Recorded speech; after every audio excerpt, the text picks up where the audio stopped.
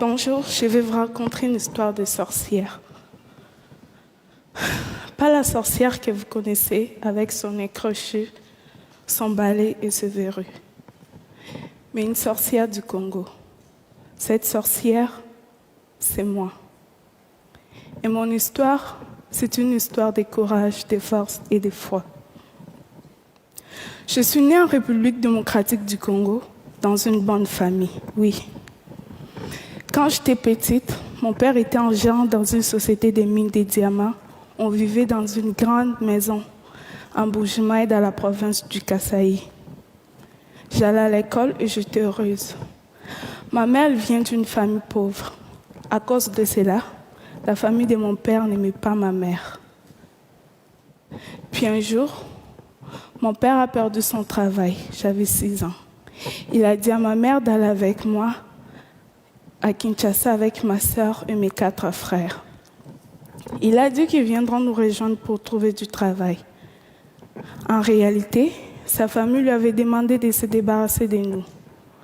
Quand ma mère a compris, il était trop tard. Elle se retrouvait toute seule, loin de sa famille. Elle a dû vendre tout ce qu'elle avait pour nous faire manger. Elle avait changé. Elle avait tellement maigri. Ma mère a même fait venir notre grand-mère pour nous aider, mais nous avions toujours faim. Alors, ma mère a commencé à nous envoyer chez des amis. On faisait des kilomètres à pied pour aller chercher de la nourriture. C'est comme ça qu'un soir, je me suis retrouvée chez une dame qui m'avait donné à manger pour la famille. Mais elle était trop tard pour retourner. Elle m'a proposé de dormir chez elle et de repartir le lendemain matin. Durant la nuit, je parlais dans mon sommeil. Ça ne vous paraît pas très grave, n'est-ce pas? Mais cette amie a dit à ma mère que je parle aux démons. Et en même temps, ma mère et ma grand-mère sont allées demander des conseils chez des prophètes, ceux qui représentent Dieu. Elles cherchaient la cause de tout le malheur de notre famille. Le problème est qu'elle m'avait amené chez un faux prophète.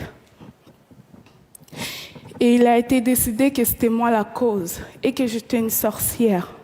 Les charlatans m'ont parlé pendant plus d'1 heure pour que j'accepte que je sois une sorcière.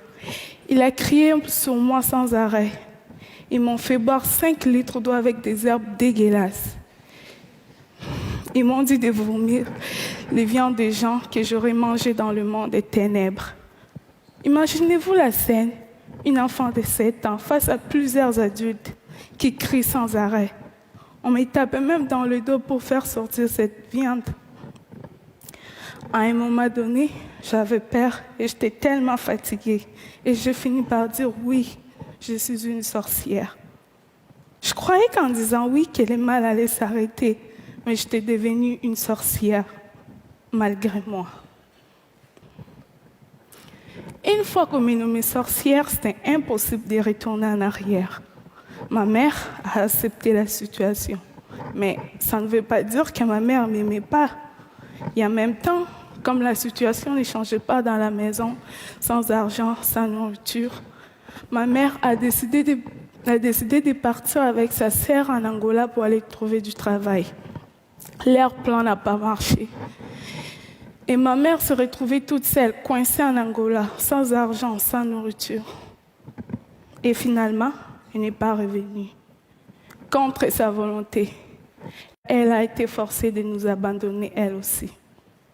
On a perdu toutes les communications avec elle. Et on est resté avec grand-mère. Pendant 2 ans, j'ai été traitée comme une sorcière.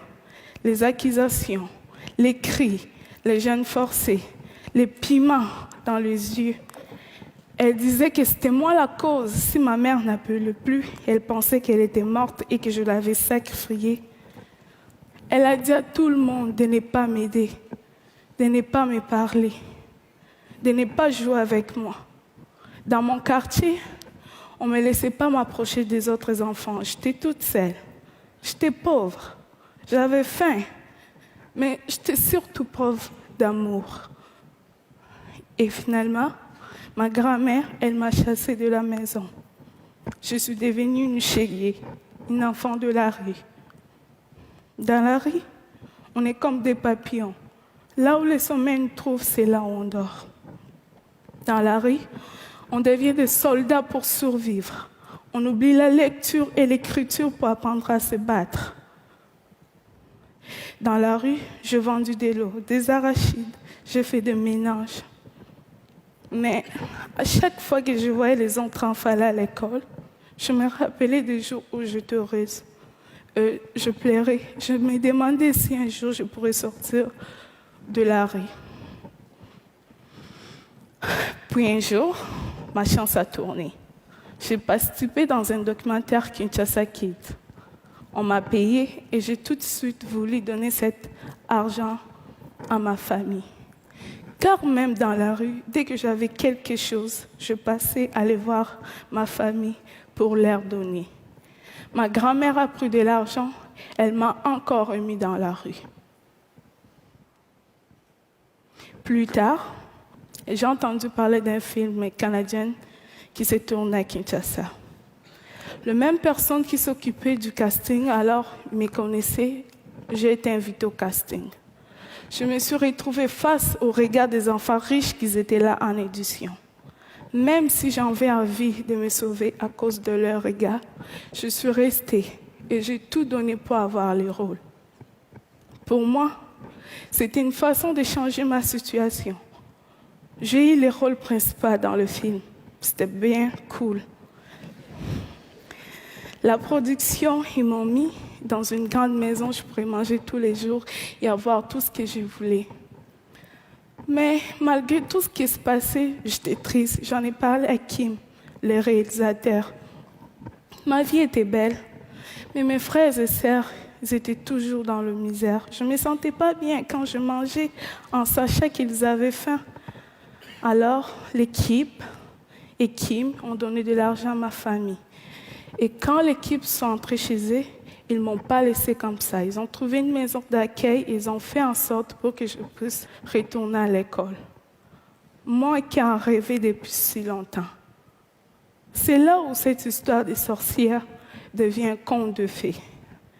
Le film a eu beaucoup de succès. Je suis passée des rues de Kinshasa au tapis rouge de festival.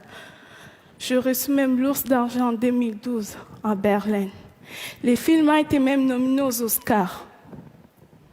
Et aujourd'hui, j'ai 18 ans et que j'ai reçu 18 prix dans le monde.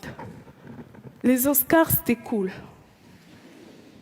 Mais pour moi, les plus beaux jours de ma vie, c'est celui pour la première fois, après des années dans la rue, je suis retournée à l'école. S'il y a des enfants dans la rue, partout dans le monde, c'est souvent parce que les parents n'ont pas eu les droits d'éducation. Comprenez-moi bien, le problème est profond. La pauvreté, c'est ce qui amène le manque d'éducation. Chez moi, envoyer les enfants à l'école, c'est un luxe.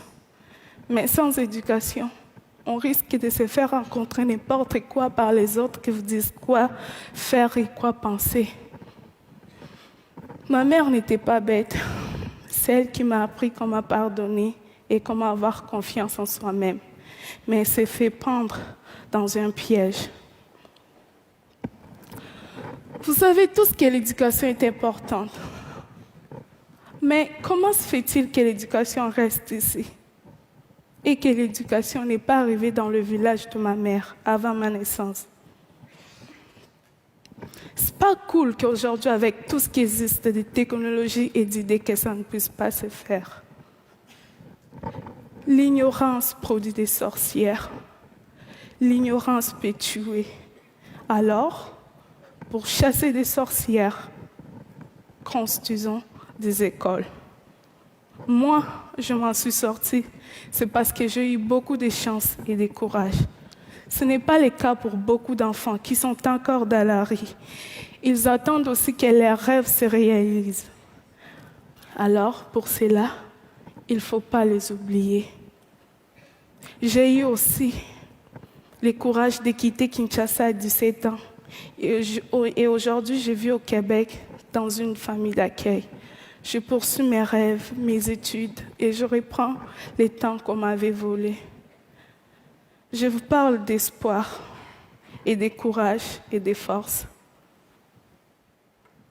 Je ne vais pas complaire sur moi. Je ne vais pas complaire sur moi. Je ne vais pas. Retenez cette phrase si simple.